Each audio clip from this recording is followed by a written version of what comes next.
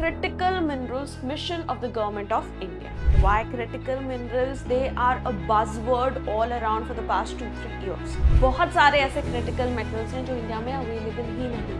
The biggest challenge India has is the challenge of China. Hello students and welcome to Sathi IS. Let us talk about critical minerals mission.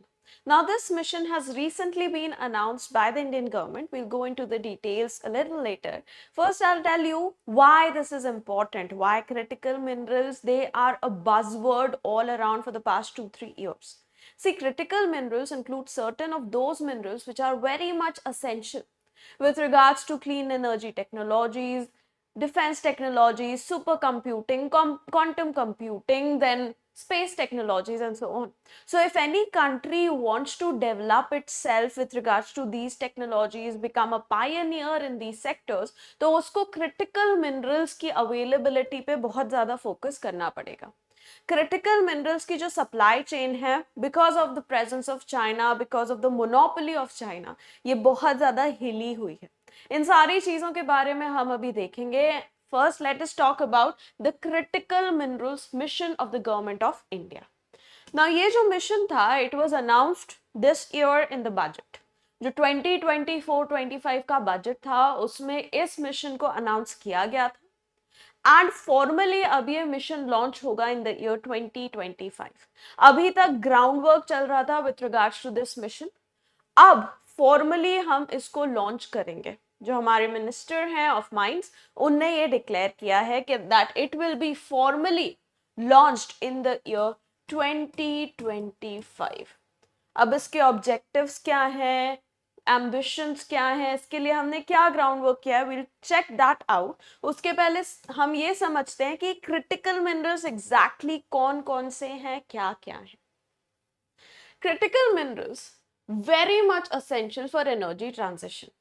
Paris agreement में सारी countries ने ये commitment दिया था कि हाँ, हम लोग अपनी अपनी इकोनॉमीज को डीकार्बनाइज करेंगे. Decarbonization means reducing the dependency on the fossil fuels in order to produce energy, in order to produce electricity. Now, any developing country, it requires a huge amount of energy for its development. Industries को ही देख लो, manufacturing sector को देख लो, service sector को देख लो. Electricity नहीं है, आपका wifi नहीं चलेगा, आपके कंप्यूटर्स नहीं चलेंगे, आपके फोन्स रिचार्ज नहीं हो पाएंगे. सो कोई भी इकोनॉमी है, उसको अगर डेवलप करना है, एनर्जी बहुत एसेंशियल है, राइट? एनर्जी नहीं होगी तो आपके प्रोडक्शन प्रोसेसेस ही रुक जाएंगे. So that's why energy use increase हो रहा है, but climate change is also reality. उस वजह से सारी जो कंट्रीज हैं, they are trying to figure out ways कि हम कैसे बिना फॉसिल फ्यूल्स के यूज के, बिना कोल, पेट्रोलियम या नेचुरल गैस के यूज के एनर्जी प्रोडक्शन कर सकते हैं. बहुत इन्वेस्टमेंट किया जा रहा है इन दिस रिगार्ड. एंड जो न्यू टेक्नोलॉजीज आ रही हैं, फॉर एग्जांपल सोलर सेल्स की आप बात कर लो, solar photovoltaics, wind turbines, hydrothermal energy, hydrogen production, इन सब में जो हमारे क्रिटिकल मिनरल्स हैं, कहीं ना कहीं यूज किए जाते हैं. बल्क मैनर में उतना ज्यादा इनका यूज नहीं है, except a few of them, but छोटे छोटे अमाउंट में इनका यूज बहुत ज्यादा एसेंशियल हो जाता है. And that's why these minerals, they have been termed as critical for the development of any country. So clean energy हो, electric vehicles बनाना हो, advanced manufacturing करनी हो, space tech में अपना development करना हो, सब में इन critical minerals की critical need exist करती है. इंडिया भी क्या चाह रहा है? इंडिया चाह रहे हैं कि हम जो अभी हमारा सर्विस सेक्टर में हमारा एक बहुत अच्छी पोजीशन है across the world, we want to have such a position in very different critical technologies as well. जो हमारा आईटी सेटअप है, उसको और एडवांस करके एआई में, मशीन लर्निंग में, क्वांटम कंप्यूटिंग में हम अपने आप को डेवलप करना चाह रहे हैं. रिसेंटली अभी स्पेस टेक्नोलॉजी के रिगार्ड्स में इंडिया ने अपनी स्पेस पॉलिसी लॉन्च की थी, जिसमें प्राइवेट सेक्टर का इन्वॉल्वमेंट को भी हमने बहुत ज्यादा प्रमोट किया था. सो स्पेस में भी we want to become a pioneer, right? Just like USA, just like China is right now, we want the same position in the upcoming few years. So for all that, what is required is a good supply chain for the critical minerals. Critical minerals की supply chain जिस दिन खत्म हुई उस दिन हमारे ये जो सारे ड्रीम्स हैं उस पर क्वेश्चन मार्क रेज हो जाएगा कि अब हम ये टेक्नोलॉजीज डेवलप ही कैसे करें जब उनको डेवलप करने के लिए हमारे पास रॉ मटेरियल्स ही नहीं एग्जिस्ट करते, right? So that's why these critical minerals they are very essential for India. Apart from that India ने हमने ये UNFCCC United Nations Framework Convention on Climate Change में हमने ये डिक्लेयर भी किया हुआ है कि by 2070 we want to become a carbon neutral country. That means हमें नेट जीरो कार्बन एमिशंस करने हैं by the year 2070. What does that mean? जितना कार्बन हम रिलीज करेंगे उतना ही हम अब्सॉर्ब कर देंगे. सो नेट जो हमारे एमिशंस रहेंगे कार्बन के, दे will B zero. So for that regard also critical minerals they become important. 2024 के जुलाई मंथ में जो गवर्नमेंट ऑफ इंडिया है इसने फाइनली डिफाइन किया कि क्रिटिकल मिनरल्स क्या मीन करते हैं हमारे लिए. They defined 30 different critical minerals. कौन से हैं ये? We have antimony, beryllium, bismuth, cobalt, copper. Copper one of those जो थोड़े bulk manner में यूज किया जाता है in production processes. Then we have gallium, germanium, graphite, hafnium, indium, lithium. We have molybdenum, niobium, nickel. We have PGE, क्या है अभी मैं बताऊंगी. We have phosphorus, potash, REE, rare earth elements. Rhenium, silicon, strontium, tantalum, tellurium, tin, titanium, tungsten. We have vanadium, zirconium, selenium and cadmium. PGE क्या है? PGE is platinum group elements, which includes of course platinum. We have palladium, D की जगह V होता would have been great. Rhodium, ruthenium, iridium and osmium. Rare earth elements की अगर हम बात करें, they have been quite a lot in news since past 2-3 years, especially because of China minerals security partnership. Sweden में जो इनकी discovery हुई है last year, I think in the month of February, इस सब की वजह से rare earth elements they are very much in news. Rare earth elements include the lanthanide group. जब आपने कभी periodic table देखा होगा, periodic table क्या होता है? यहाँ पे हाइड्रोजन रहता है, then it looks like this, यहाँ हीलियम, then नीचे दो ग्रुप्स रहते हैं. This group, नीचे में से जो ऊपर वाला ग्रुप है, this is the lanthanides. All the elements that are present in the lanthanide group, they share a large similarity with the first element of the group, that is lanthanum. तो सबको एक ही ग्रुपिंग में डाल के उनको हम commonly lanthanides कहते हैं, ठीक है? So rare earth elements include the lanthanides as well as two other elements, that is scandium and yttrium. So scandium, yttrium and 15 lanthanides, they are collectively known as rare earth elements. Fine. Now rare earth elements are not rare in the earth, but उन्हें rare earth elements क्यों कहते हैं? I'll come to that. Now इस mission की need क्या है? Why do we need this mission? देखिए, demand for these critical metals is going to increase. These critical minerals, it is going to increase. According to World Bank estimates, 2050 तक production of minerals like lithium and cobalt, it must increase by 500%.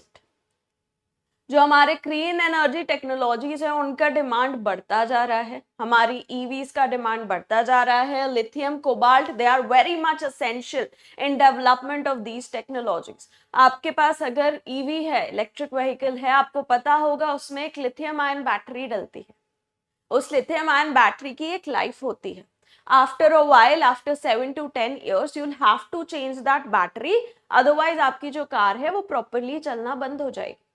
So demand तो इन चीजों की बढ़ रही है, right? So world bank ने कहा है कि इन पर्टिकुलर दो मेटल्स की demand it will increase by 500% in the next approx 25 years. So, of course, it becomes essential for us to ensure their production, ensure their supply. Next, international energy agency जो है, according to their projection, जो EVs हैं and battery storage क्यों use होता है, जो हमारी renewable energy होती है, इट इज वेरी इंटरमिटेंट. जैसे सन की जो एनर्जी है वो दिन में जब हमारे सनलाइट आवर्स रहेंगे, that is when you can create energy from the sun, you can produce electricity from the sun.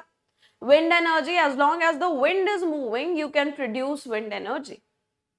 But what might happen is that जब आप प्रोड्यूस कर रहे हो इन एनर्जीज को, तब कंजम्पशन नहीं रिक्वायर्ड हो, तब demand for that is not that high. For example, in the time of morning में लोग लाइट्स नहीं जलाते हैं यूजुअली अपने घर में, if there houses are well lit, right. तो आपने इतनी सारी एनर्जी प्रोड्यूस कर ली, सोलर एनर्जी प्रोड्यूस कर ली, दिन में ही जो हो सकती है, बट दिन में उसकी डिमांड नहीं है, तो आप क्या करोगे, जो एक्सेस एनर्जी है उसको आप स्टोर करके रखोगे. एंड इस स्टोरेज के लिए आपको चाहिए batteries. Now when you store this in batteries, later on when the demand increases at the night time, the energy can be taken from these batteries and the houses can be lit. So when we talk about renewable energy storage becomes very important. बहुत important clause होता है, ठीक है. So according to IEA, electric vehicles और battery storage जो है, it can also increase the demand of these 30 minerals by 30 times in the next 15 years. यहाँ 500 times lithium और कोबाल्ट अकेले की डिमांड बढ़ रही है, और बाकी जो क्रिटिकल मिनरल्स हैं उनकी डिमांड 30 टाइम्स तक बढ़ेगी by the year 2040. Fine. Now ये जो मिनरल्स हैं, they are also essential for semiconductor industry. जो सेमीकंडक्टर इंडस्ट्री है, सेमीकंडक्टर्स कहाँ यूज होते हैं, आपका फोन जो है वहां पे भी सेमीकंडक्टर्स यूज होते हैं, आपकी एलईडीज में भी सेमीकंडक्टर्स यूज होते हैं, आपके कंप्यूटर्स में भी होते हैं. कोई भी एडवांस टेक्नोलॉजी ले लो, हर चीज में सेमीकंडक्टर्स, माइक्रो प्रोसेसर्स का यूज किया जा रहा है. सो ये जो इंडस्ट्री है, it might become a $1 trillion industry globally by 2030. India जो है, India also wants to establish semiconductor production processes within itself, within the country. अभी most of the semiconductors that we use in our industries, it is imported. India में domestic production बहुत ही almost नील है.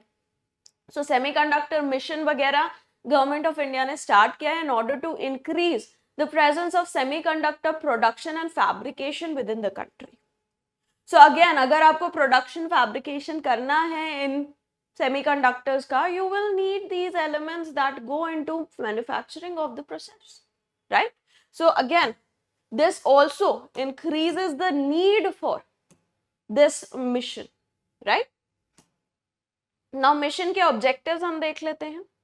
Very simple objectives, कुछ complication नहीं है. First, ensure resource availability.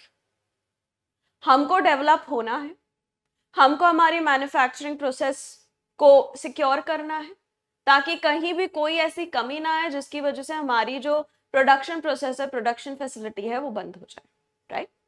So that will mean कि we need to ensure resource availability. जो हमारी supply chains है रोबस्ट होनी चाहिए, ताकि हर टाइम हमारे पास वो रिसोर्सेज रिक्वायर्ड हैं वो हमेशा हमारे पास रहे.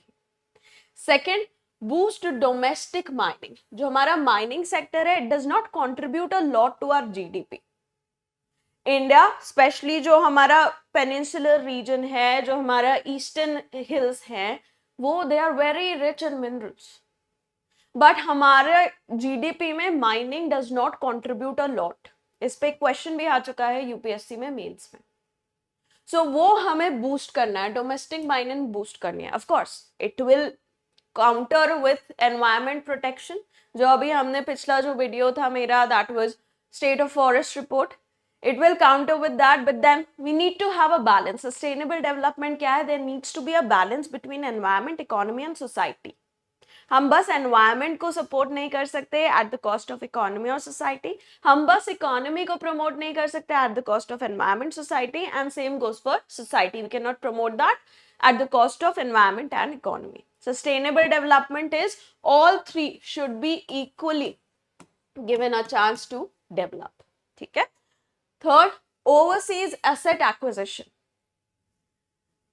especially with regards to South America and Africa. South America, Africa पे, और अफ्रीका पे अगर हम फोकस करें, बहुत ज्यादा रिसोर्स रिच है, that continent is extremely resource rich, and our competitor, biggest competitor, China, has already made inroads within Africa. So क्या है, चाइना के सप्लाई चेन्स हो गए guarantee, but China will ensure कि इंडिया, अगर इंडिया और China के बीच में कोई स्कर्मिश होता है, इट विल इंश्योर कि इंडिया को चीजें ना मिले जो चाइना को मिल रही, राइट? सो ओवरसीज असेट एक्विजिशन भी रिक्वायर्ड है, क्योंकि इंडिया जो है लिमिटेड है इसके पास resources. So we need to explore resources in other countries, have MOUs with these other countries in order to mine in those regions. And accordingly, अगर हमने वहां से माइन किया, हमें फ्री में तो सामान मिल नहीं रहा, हम पैसे देंगे, बट एक श्योरिटी रहेगी कि अगर हम माइनिंग कर रहे हैं, first right on those resources हमारा रहेगा, right? Next, encourage recycling. Now this is very essential. जो हमारे मिनरल्स होते हैं एग्जॉस्टेबल रिसोर्स होते हैं, after a while they will get exhausted and फिर हमारे पास कुछ नहीं रहेगा, right? So recycling becomes very important. Every year so many phones they go into recycling, so many computers or laptops they are thrown away. उनकी एक proper recycling chain establish करना becomes essential, ताकि जो भी extractable minerals है उनको हम वहां से extract कर लें, ताकि we do not have to depend just upon new metals or new mines or new minerals that are extracted out of those mines. हमें recycling पे भी focus करना पड़ेगा, especially because these resources are exhaustible in nature. Then strategic independence. अभी हमारा dependency upon China with regards to these critical metals is very high. I have a separate slide for that, I'll come to it. तो उसको हमें reduce करना है, क्योंकि China के साथ हमारे स्कर्मिशेस होते रहते हैं. किसी दिन चाइना का दिमाग घूमा, उसने बोल दिया कि अब हम इंडिया को नहीं भेजेंगे, हम ये सारे मेटल्स नहीं भेजेंगे. लास्ट ईयर चाइना ने एक पॉलिसी लॉन्च की थी that it will not export gallium and germanium to those countries जिनको एक्सपोर्ट करने से चाइना के नेशनल इंटरेस्ट पे कुछ भी क्वेश्चन लगे. सो चाइना ने ये पॉलिसीज लॉन्च करना स्टार्ट कर दिया है. 2010 में, इन द ईयर 2010, चाइना और जापान की लड़ाई हुई, छोटी सी, क्योंकि जापान ने चाइना के कुछ सेलर्स थे उनको कैप्चर कर लिया, ये बोल के कि वो जापानीज वाटर में सेल कर रहे थे, जबकि China says that those were not Japanese water, those were Chinese waters. So when Japan arrested those sailors, China stated, okay, you can arrest them, but we will stop exporting rare earth elements to you. And China has a monopolistic position with regards to rare earth elements across the world. And that's why Japan, it had to release its sailors. So China has been, since the past 15-20 years, has been using its position with regards to production and processing of these minerals for its own advantage. So India does not want to be on the receiving end of that. And that's why हमको एक strategic independence चाहिए. Just like हमने non-aligned movement किया था join, हमने ना USA को किया था ज्वाइन, ना यूएसएसआर को किया था ज्वाइन, ताकि हमारी जो सॉवरेनिटी है वो बनी रहे. सिमिलरली यहाँ पे आज के दौर में ये सॉवरेनिटी तब बनेगी जब हम इन मिनरल्स के रिगार्ड में इंडिपेंडेंट रहेंगे, ठीक है? So these are the major objectives of the mission. Let's now take a look at some of the key features of this mission. The first key feature is a close collaboration between the government and the private sector. With regards to government, according to the Mines Secretary, there will be involvement of approximately 6 to 7 ministries at the minimum with regards to this particular mission, so that there are no problems with regards to the clearances, different clearances that the private sector needs with regards to its functions. Secondly, there will be an involvement of not just the industry, but also the think tanks, and most importantly the research and development institutes. Now R&D institutes का involvement क्यों हमारे लिए essential है? Because ये जो processes हैं of extraction and refining of these critical metals, they are not easy. जैसे iron का एक्सट्रैक्शन है, इजी है, बहुत सालों से हो रहा है, आयरन एज जब स्टार्ट हुई थी तब से हो रहा है, same goes for copper. But many of these minerals, like rare earth elements, like many other minerals, say cobalt, lithium, इनका जो extraction and refining है is not very easy and it requires some advanced technologies, advanced machineries. उन सब के development के लिए R&D institutes का involvement हमारे लिए बहुत ज्यादा असेंशियल है. थिंक टैंक्स का इन्वॉल्वमेंट क्यों असेंशियल है? बिकॉज थिंक टैंक्स हमको बताएंगे कि किसी कंट्री के साथ रिलेशनशिप हम अच्छे कैसे करें ताकि उनके जो मिनरल ब्लॉक्स हैं वो हमको मिल सके. ऑलरेडी इंडिया जो है रोड शोज कर रहा है in some of the different countries to tell कि कैसे इंडिया के साथ उनका involvement will be beneficial not for them as well as for India. So think tanks का involvement with regards to policy preparation बहुत एसेंशियल हो जाता है. Industry of course, industry manufacturing में इंडस्ट्री ही काम करेगी, सो इनका इन्वॉल्वमेंट, R&D इंस्टीट्यूट्स का इन्वॉल्वमेंट, इन सब का बहुत ही क्लोज एक कोलैबोरेशन होगा. Second, there will be focus on sustainability. Again, the role of R&D institutes will come over here. We will prioritize eco-friendly mining. अब माइनिंग करना तो असेंशियल है, बट उस माइनिंग को हम इको फ्रेंडली कैसे करें, उनकी वजह से जो पेड़ कटे हैं उसकी ऑफसेटिंग कैसे करें, ये सारी चीजें में R&D इंस्टीट्यूट्स और थिंक टैंक्स हमारी मदद करेंगे. Then of course we'll be focusing upon recycling because these resources are exhaustible in nature. There will be technological upgradation जिस पे फोकस किया जाएगा. इसमें इन्वेस्टमेंट के लिए हम डोमेस्टिक एज वेल एज जो इंटरनेशनल एजेंसीज हैं उन सबकी मदद लेंगे. R&D इंस्टीट्यूट्स को ये पैसा जाएगा जो टेक्नोलॉजिकल एडवांसमेंट्स करेंगे ताकि जो हमारी एफिशिएंसी है of extraction of these metals and minerals it increases, wastage हमारा रिड्यूस होता रहे, हमारी टेक्नोलॉजीज और इको फ्रेंडली होती जाए, हमारे कार्बन एमिशंस और रिड्यूस हो सके, right. Then apart from that जो mines and minerals development and regulation amendment act है उसको पास कर दिया गया है. 2023 में इस एक्ट को पास कर दिया गया है and we have now allowed private participation in case of mining. ठीक है, सो की जो फीचर्स हैं ये सारे हैं की फीचर्स हमारे क्रिटिकल मिनरल्स मिशन के. Now as of now in this stage जब अभी ये लॉन्च होगा 2025 में ये mission, focus area is on 4 metals. Okay, one by one हम उन सबको देखते हैं. सारे 30 पे अभी एक साथ फोकस हम नहीं करेंगे, सब पे फोकस किया, सब पे थोड़ा थोड़ा पैसा जाएगा, किसी पे कुछ भी डेवलपमेंट नहीं होगा. And that's why we have established certain focus areas with regards to this mission. The first focus metal और mineral is lithium. Lithium very much essential for EV technologies, electric vehicles, very much essential for renewable energy storage infrastructure. So lithium is our first focus area. ठीक है. Now we have plans to acquire mines in Australia and Argentina with regards to lithium. ये plans already हैं. One of these plans have also, been materialized. I'll come to that. अगर हम इसकी बात करें, 3 countries हैं वर्ल्ड की, that is China, Australia and Chile, which are producing 70% of all the lithium of the world. Lithium triangle करके एक जगह है जो आपका साउथ अमेरिका है. साउथ अमेरिका में यहां पे है lithium triangle in the Andes region. Lithium triangle में 3 कंट्रीज आती हैं, ए, B and C. A is Argentina, B is not Brazil, Bolivia, and C is Chile. ये 3 जो ABC हैं, यहां पे है हमारा lithium triangle. And as of now जितने लिथियम रिसोर्सेज हमको पता है अक्रॉस द वर्ल्ड, उनका 75% अकेला इस लिथियम ट्रायंगल में है. इंडिया की अगर हम बात करें, इंडिया के पास कितनी रिसोर्सेज हैं, कितनी माइनिंग हो रही है, एक्टिव माइंस इंडिया में एक भी नहीं है. We have 0 active mines of lithium.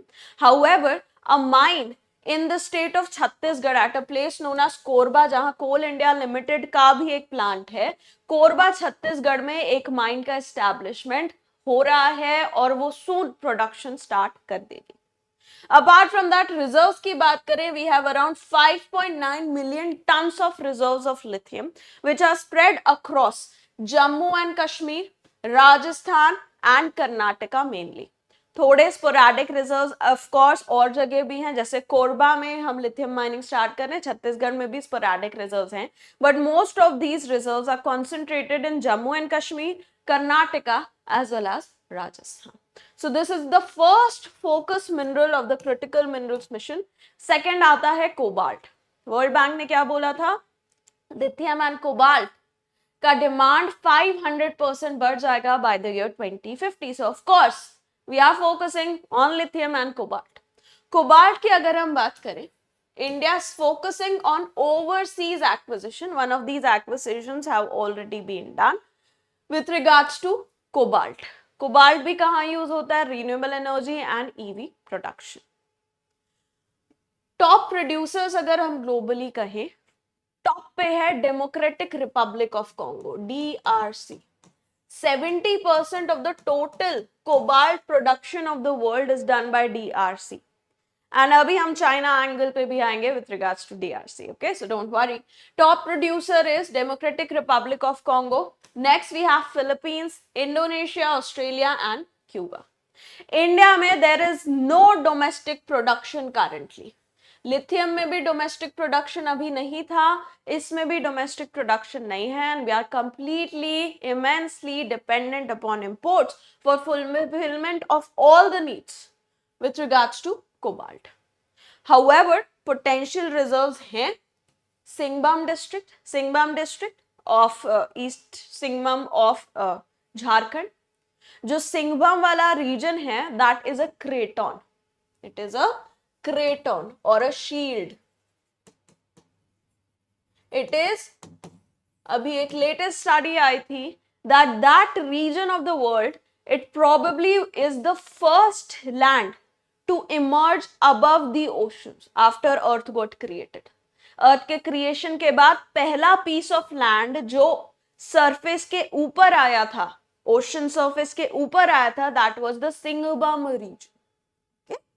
सो सिंगभम वाला जो रीजन है, it is rich in a variety of resources, a variety of metallic resources, क्योंकि वो एक बहुत ही ओल्ड पार्ट ऑफ लैंड है। जो भी क्रेटॉन्स या शील्ड होते हैं, ओल्ड पार्ट्स होते हैं ऑफ द लैंड। जैसे हमारा जो पेनिनसुलर रीजन है वहां देख लो, ऑस्ट्रेलिया में जो वेस्टर्न ऑस्ट्रेलिया है, जो नॉर्थ वेस्टर्न ऑस्ट्रेलिया है वहां देख लो। तो ये जो रीजन्स हैं, ये जो shield regions across the world होते हैं, they are very rich in metallic resources, ठीक है, क्योंकि बाकी सब इरोड हो गया, बस मेटलिक रिसोर्सेस बचे। 2.53 बिलियन ईयर्स में एक्सोजेनिक फोर्सेस ने सब कुछ इरोड कर दिया, बस मेटलिक रिसोर्सेस बचे, राइट। सो ये जो रीजन है, it is rich in a variety of metallic resources including cobalt. Then we have Keonjhar and Jajpur districts of Odisha, यहाँ पे भी शील्ड का एक्सटेंशन है। Then Jhunjhunu district of Rajasthan, Tuensang district of Nagaland, Jhabua and Hoshangabad districts of Madhya Pradesh. So cobalt के reserves यहाँ पे हैं, बट अभी तक कहीं भी माइनिंग स्टार्ट नहीं हुई है, कहीं भी ऐसा पोटेंशियल माइंस को हमने लोकेट नहीं किया है। रिजर्व्स हैं, reserves have been located, but mining processes they have not yet started.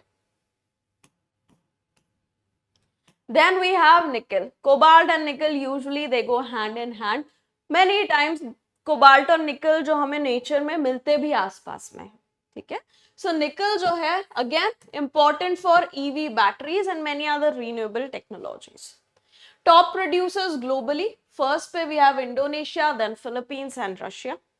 And अगर हम डोमेस्टिक प्रोडक्शन की बात करें, again no active mines in India, active mines एक भी नहीं है।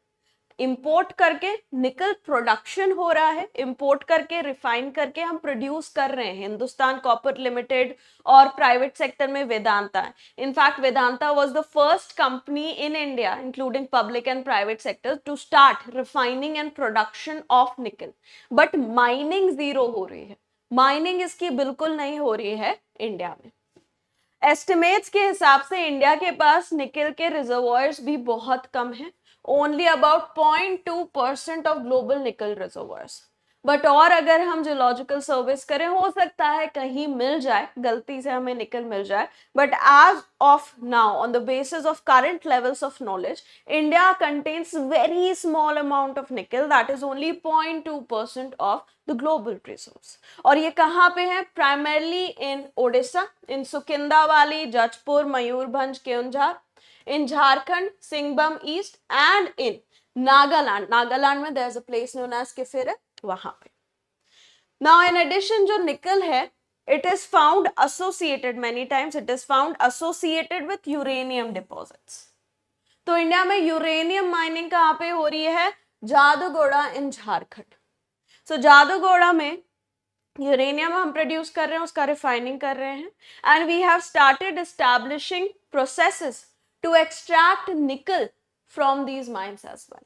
ठीक है, बट अभी उसको, उस प्रोसेसेस को एस्टैब्लिश होने में थोड़ा सा टाइम लगेगा। So this is nickel, and last focus region is the rare earth elements. Now rare earth elements जो है, they are vital for many advance technologies, as I stated, clean energy से लेके space technology तक, सबके लिए rare earth elements are very essential.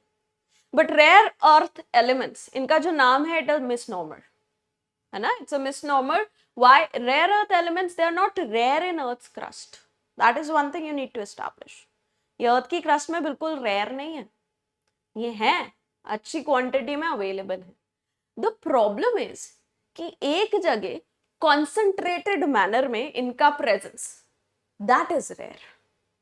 जब भी हम माइंस इस्टेब्लिश करना चाहते हैं, we want to establish them in such a manner कि जो एक्सट्रैक्ट करें हम मटेरियल, उनको जब हम मार्केट में सेल करें, सेल करने से जो पैसा आए, that must be more compare to जितना पैसा हमने इन्वेस्ट किया for establishment of the mine.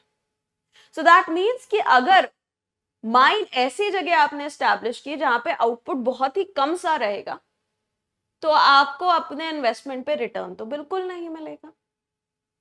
So problem ये है, स्पोरैडिक मैनर में थोड़ा थोड़ा या क्रॉस द अर्थ अच्छी क्वांटिटी में प्रेजेंट है, बट एक जगह कॉन्सेंट्रेटेड होके मिलना इनका, that is rare, and that's why they are known as rare earth elements. Okay, so कभी भी यूपीएससी अगर आपसे क्वेश्चन पूछे, rare earth elements are known so because they are rare in the earth's crust, that will be wrong. They are not rare in the earth's crust, they are rare in a concentrated form in a single place on earth. ठीक है, वो rare है। now ये जो है, of course, India के जो broader goals हैं with regards to establishing itself as a big name in the manufacturing sector with regards to these technologies, उसके लिए बहुत ज्यादा critical हो जाते हैं। ठीक है ना, अगर हम लार्जेस्ट प्रोड्यूसर्स की बात करें, यहां पे बहुत अच्छे से फोकस करिए, China. 90% of the total production and refining of rare earth elements of the world, it goes on in China. China में मेन जो माइंस हैं, they are in the Inner Mongolia region, जो मंगोलिया और China का जो border वाला region है ना, वहां पे main mines they are existing. Second पे वी हैव ऑस्ट्रेलिया, जहां पे माउंट वेल्ड करके है, जहां पे मिलते हैं। We have Vietnam, Russia and USA. अभी recently last year February 2023, European Union and USA they were ecstatic, बहुत ज्यादा खुश थे क्योंकि स्वीडन में बहुत बड़े डिपॉजिट्स मिले हैं मिनरल्स के, and that will reduce the dependency of the Western world over China for these critical minerals. However, it will take a minimum of 7 to 10 years for the proper production processes to start in the region.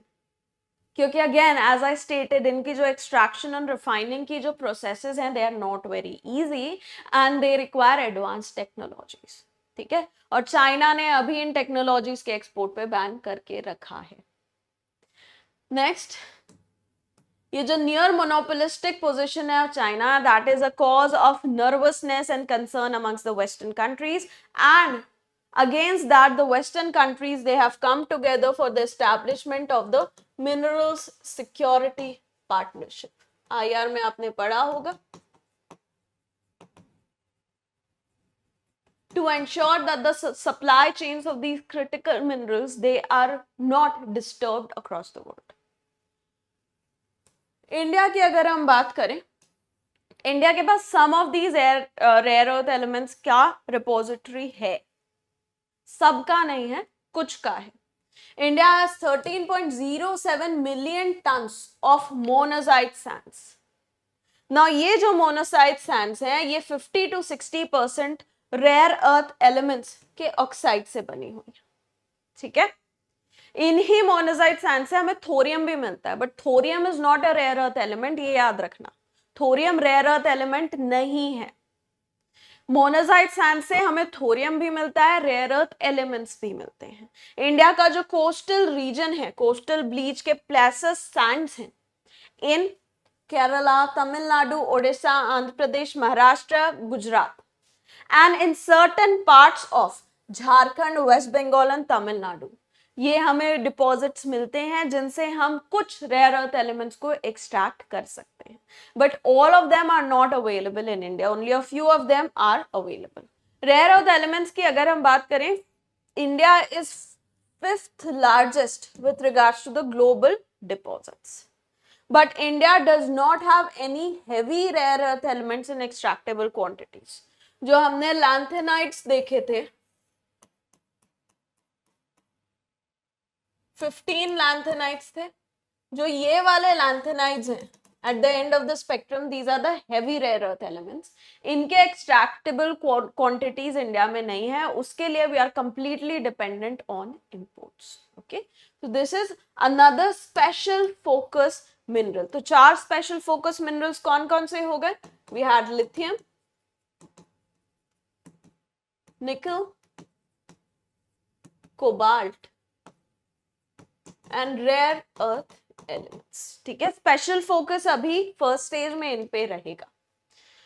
Up until now अब हम देखते हैं कि इसके लिए हमने ground work कितना किया है. गवर्नमेंट ने बोला कि हमने ये अनाउंस किया था 2024-25 के बजट में. 2024 में हमने ग्राउंड वर्क किया विद दिस रिगार्ड. अब हम एक्चुअल मिशन को लॉन्च करेंगे. सो ये ग्राउंड वर्क में हमने क्या क्या किया है, what all we have done with regards to that.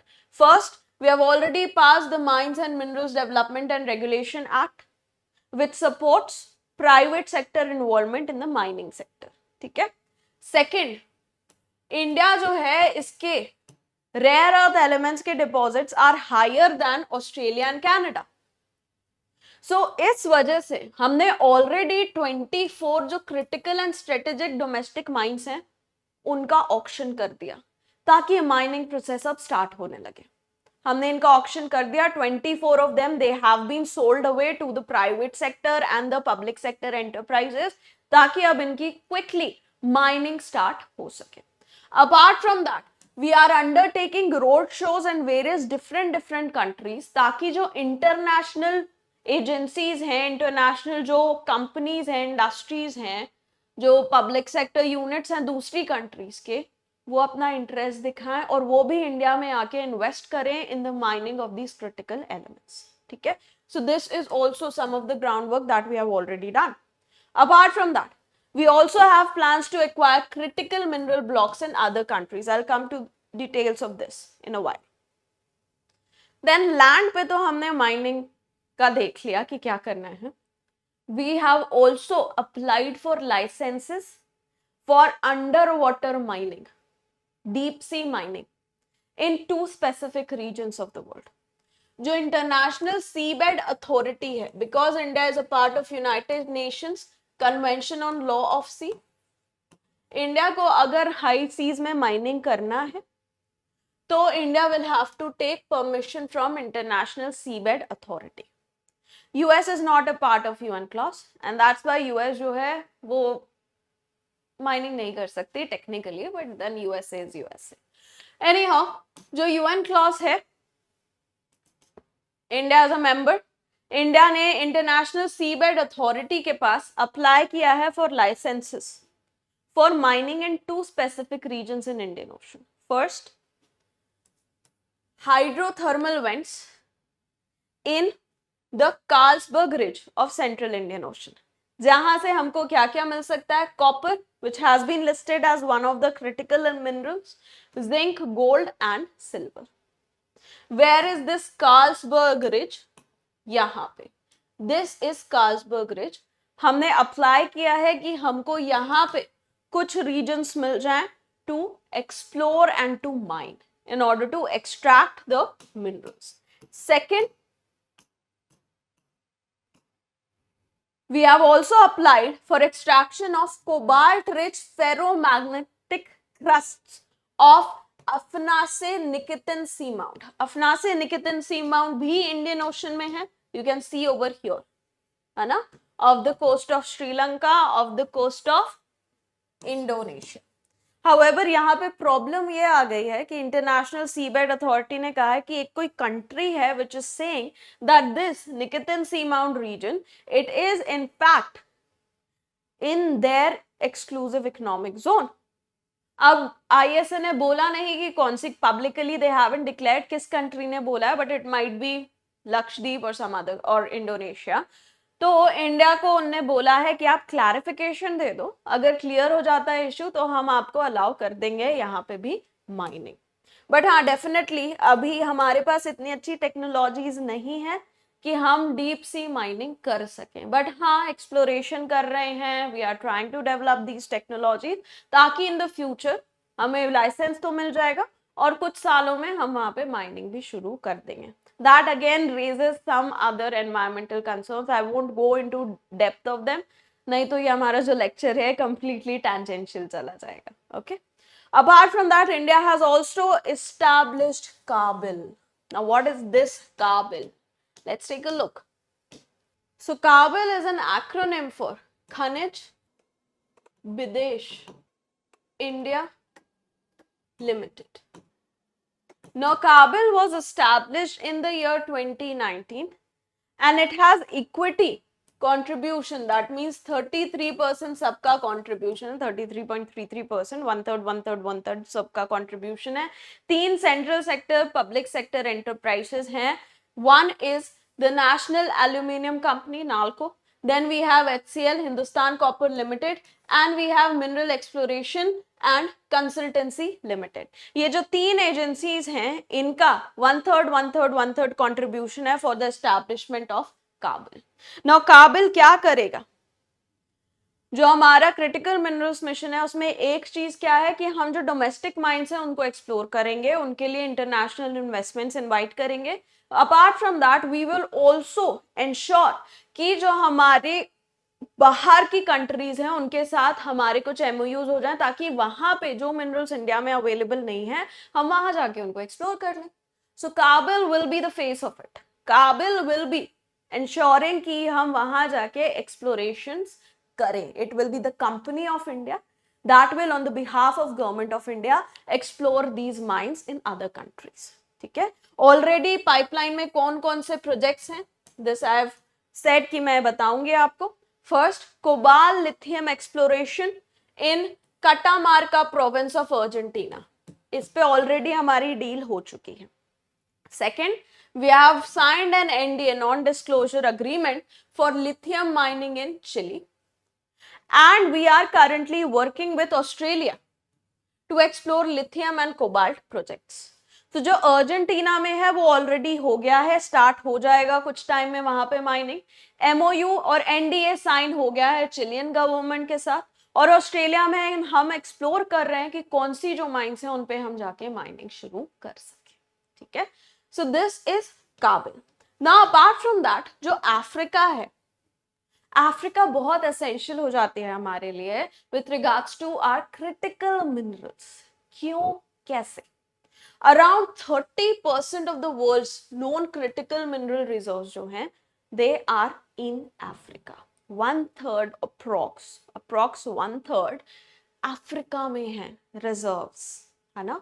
So that's why Africa becomes very important for us कि अगर हम अफ्रीका के साथ, जैसे हमने अर्जेंटीना, चिली, ऑस्ट्रेलिया के साथ हमने किया है कोलैबोरेट, वैसे हम अफ्रीका के साथ कोलैबोरेट कर लें तो हमारे सप्लाई चेन्स और रोबस्ट हो जाएंगे.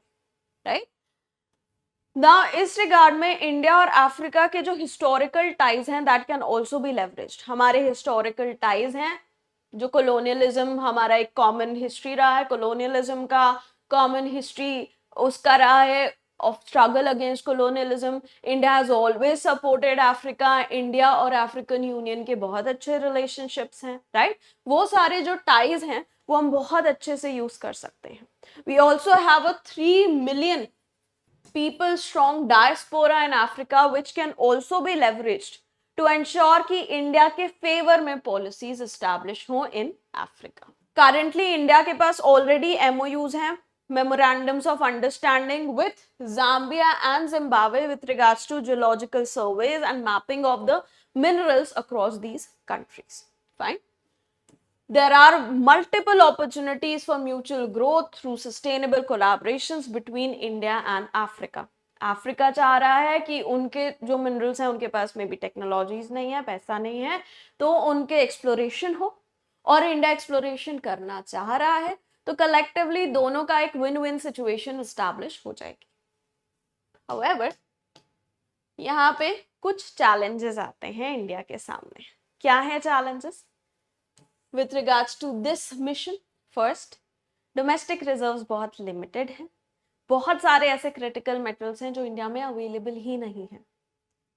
So we are completely dependent upon imports. Secondly, processing infrastructure उतना अच्छा नहीं है, एडवांस टेक्नोलॉजीज हमारे पास नहीं है, R&D में बहुत ज़्यादा हमारा इन्वेस्टमेंट नहीं होता है. सो प्रोसेसिंग जो है इंडिया में उतना ज़्यादा अच्छा नहीं है, वेस्टेज काफ़ी है. इंपोर्ट पे हैवी डिपेंडेंस है. अराउंड 10 आउट ऑफ 30 जो डिक्लेयर्ड क्रिटिकल मिनरल्स हैं उसके लिए कंप्लीट डिपेंडेंस है upon imports. We have zero production, completely imports पे depend करते हैं. And lastly, there are concerns of sustainability, what I talked about. हाँ, आप mining processes को explore करना चाह रहे हो, but then if you explore the mining processes, what about the environmental concerns? What about the social concerns? वो भी तो हमें सोचना पड़ेगा. Already there are so many projects in India that are stalled because of lack of environmental clearances or you know social जो उनके against social protest वगैरह चल रहे हैं. तो what about that?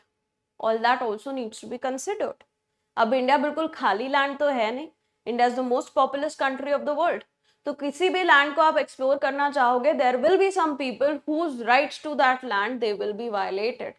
So what about that? What in that case, right? And the biggest challenge India has is the challenge of China. जो China है उसका ऑलरेडी एक ग्लोबल डोमिनेंस है with regards to production of most of these critical minerals. One by one अगर कुछ minerals की बात करें, 58% रिफाइनिंग ऑफ लिथियम 50 जितना लिथियम आता है उस 58% की रिफाइनिंग चाइना में हो रही है. 60% ऑफ टेलेरियम की रिफाइनिंग चाइना में हो रही है. 67.2% जो ग्रेफाइट है वो वहां पे प्रोड्यूस हो रहा है और रिफाइन हो रहा है. Monopolistic position, more than 50% market share. Apart from that, India की अगर हम डिपेंडेंस की बात करें, 40% डिपेंडेंस है with regards to all the critical minerals. 40% अगर कलेक्टिव बात करें, 40% of these critical minerals are coming to us from China. One by one कुछ का देखें, 85.6% of bismuth comes from China, 82% lithium comes from China, 76% silicon, 50.6% titanium, 48.8% tellurium, 42.4% graphite. ये numbers याद करने की जरूरत नहीं है, बस ये याद करना कि कौन कौन से मेजर मेटल्स हैं, मिनरल्स हैं जो हम चाइना से ले रहे हैं, जिसपे चाइना के ऊपर हमारी हैवी डिपेंडेंसी है. ठीक ना. अब चाइना है बहुत clever. China has put limits on export of gallium germanium last year जुलाई में अराउंड चाइना ने बोला कि गैलियम और जर्मेनियम का जो एक्सपोर्ट है हम लिमिट कर रहे हैं क्योंकि हमारी डोमेस्टिक नीड्स बहुत ज्यादा हैं. ऑल्सो ऐसी कंट्रीज जहां पे ये एक्सपोर्ट होके या हमारे अगेंस्ट यूज हो सकती हैं ये technology, we will not be exporting gallium and germanium to those countries. Now gallium and germanium both are very much essential for the semiconductor industry of the world. So there comes the problem. इस साल around the same time, जुलाई time, China ने ban कर दिया antimony को. जुलाई और अगस्त China ban the exports of antimony. So antimony भी एक क्रिटिकल एलिमेंट है. ठीक है. इन December 2023, now this is a very important point. दिसंबर 2023 में चाइना ने बोला that we are banning export of rare earth extraction and processing technologies. Mineral security partnership was established क्योंकि स्वीडन में बहुत सारे रिजर्व्स मिले थे रेयर अर्थ एलिमेंट्स के. So the western countries they were very ecstatic कि now we wouldn't have to depend upon China. However, the technologies for extraction and refining of these minerals, they are very difficult. और China ने बोल दिया हम ये export ही नहीं करेंगे. We won't be exporting any kind of knowledge related to extraction and refining of the rare earth elements. So again, the Western world is in a fix. So China has again used its monopolistic position. Africa की बात करें तो Africa में China has multiple deals and investments. Multiple deals. जो democratic Republic of Congo है जो cobalt का biggest producer है, उसके साथ भी चाइना ने वहां पे बहुत सारे इन्वेस्टमेंट कर रखे हैं इन the mining technologies. China has good investments in Afghanistan as well with regards to extraction of minerals like copper and rare earth elements, exploration of rare earth elements. So all these challenges are very big in front of India. So India needs to understand कि ये सारे challenges exist करते हैं and then work around establish हमको करना पड़ेगा. So what is the way forward for India with regards to this? First, we need to expand our strategic collaborations. Australia, south America, Africa, वो countries जहां पे good reserves हैं critical minerals के, उनके साथ स्ट्रैटेजिक कोलैबोरेशंस हमको अपने बहुत अच्छे वाले एस्टैब्लिश करने पड़ेंगे. सेकेंडली, R&D में इन्वेस्टमेंट किए बिना we wouldn't have a future. We need to invest heavily in R&D.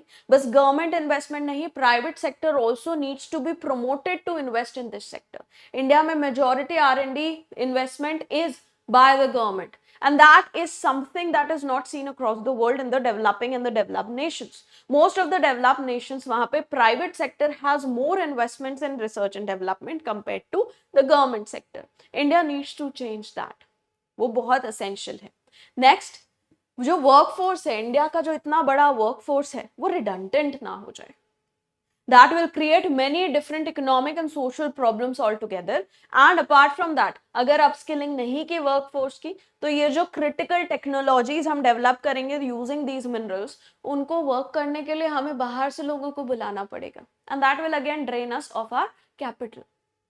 And lastly, we need to strengthen diplomatic ties. In the end, everything is about diplomacy.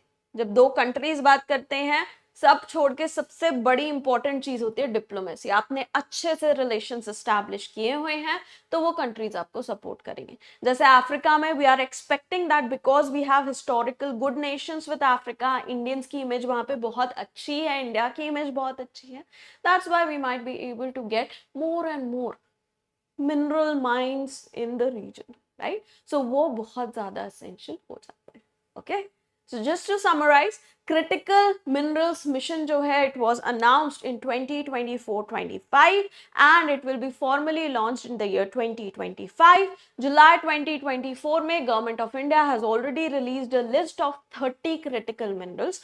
Out of those 30, अभी जो हमारा critical minerals mission है, it will be focusing upon lithium, nickel, cobalt and rare earth elements. There are multiple challenges in front of India with regards to lack of availability of technology, lack of investment in R&D, lack of availability of these minerals domestically, and the big challenge of China. ये challenges हैं, import dependency है, but then इसी सब के को solve करने के लिए तो ये mission आ रहा है, right? So we will be able to do that. Fingers crossed. Let's see what happens in the future. So that's it from my end for this particular topic. I hope you enjoyed the session. Thank you so much. This is Pallavi Saxena signing off. Take care.